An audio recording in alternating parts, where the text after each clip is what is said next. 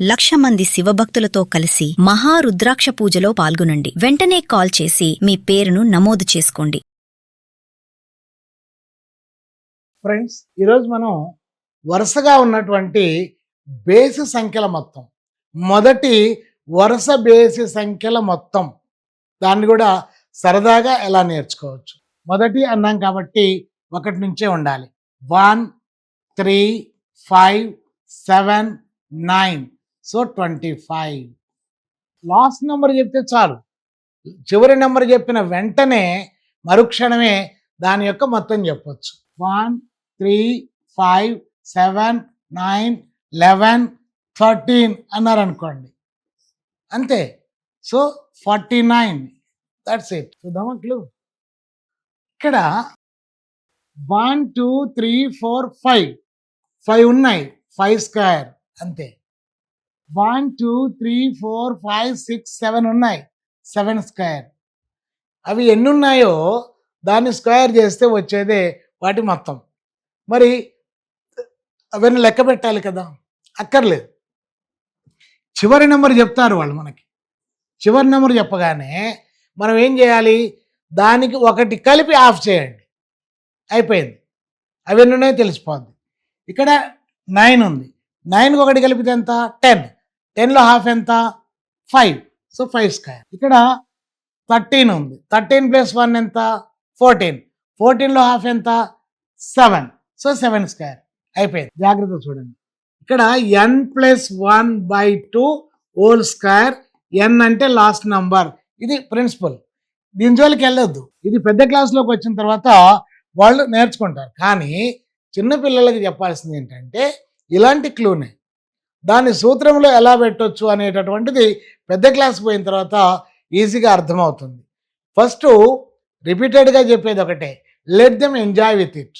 1, 3, 5, 7, 9, 11, 13, 15. So ఇది 8 ఉంటాయి. 8 8 జా 64. అయిపోయింది. చివరి నెంబర్ ఏముంటుంది? 15. 15 + 1 ఎంత? 16. 16లో హాఫ్ ఎంత? 8. 8 స్క్వేర్ ఎంత? 64. 1, 3, 5 ఇలాగా మనకి 21. 21 + 1 22. దాని హాఫ్ 11. 11 స్క్వేర్ 121. అయిపోయింది. 1 నుండి మొదటి 21 వరకు ఉన్నటువంటి మొదటి వరుస బేసి సంఖ్యల మొత్తం 121. వాళ్ళని, పిల్లల్ని ఏం చేయమనాలి? Let them explain to someone. ప్రశ్నని వివరించగలిగితే జవాబు సులభం. ప్రశ్న ఏంటిది? ఇక్కడ ఏదైనా 1 నుండి వరుసగా ఉన్నటువంటి బేసి సంఖ్యల్ని వేసుకోండి, అవి కూడండి, నాకు చివరి నంబర్ చెప్పండి, నేను దాని ఆన్సర్ ఏంటో చెప్తా. ఫర్ ఎగ్జాంపుల్ 1, 3, 5, 7, 33 వరకు రాశారు. సో 289 అని ఆన్సర్ చెప్పొచ్చు. ఎలాగా? 33 + 1 సో 34. 34/2 ఈజ్ 17. 17 స్క్వేర్. ఆల్రెడీ 99 వరకు స్క్వేర్స్ మనకు సులభ పద్ధతి ద్వారా నేర్చుకున్నాం సుమన్ టీవీ ద్వారా. దాన్ని అప్లై చేసి 289 అని చెప్పాలి. ఇది పెన్ను లేకుండానే స్క్వేర్స్ చెప్పేటటువంటి క్లూ ఆల్రెడీ చెప్పాను.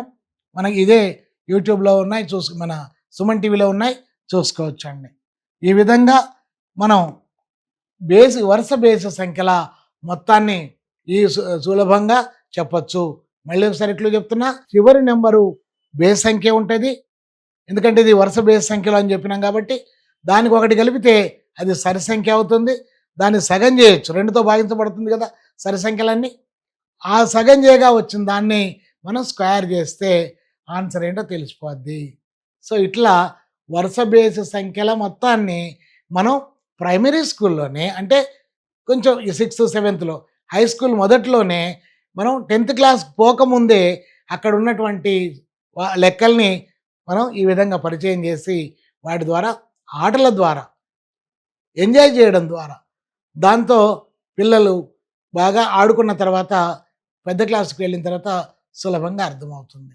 రైట్ 1 ఇలా 1 ప్లస్ 3 ప్లస్ ఇలా 99 అన్నారు. 99 అంటే ఏం చేయాలి ఇక్కడ? 100 ఆఫ్ 50 స్క్వేర్. సో 50 స్క్వేర్ అంటే 2500.